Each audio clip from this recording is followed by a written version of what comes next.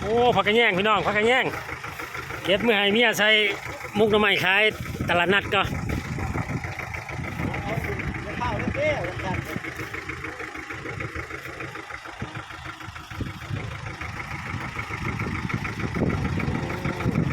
เก็บผักกระแยงเมียขายตลาดวันนี้หมดแล้ว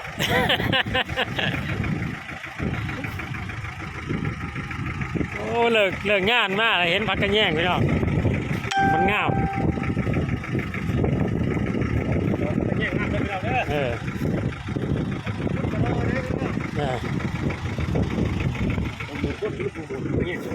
ผมรู้พี่น้องคนตัดเก็บผักกระแยงจะจำได้แล้ว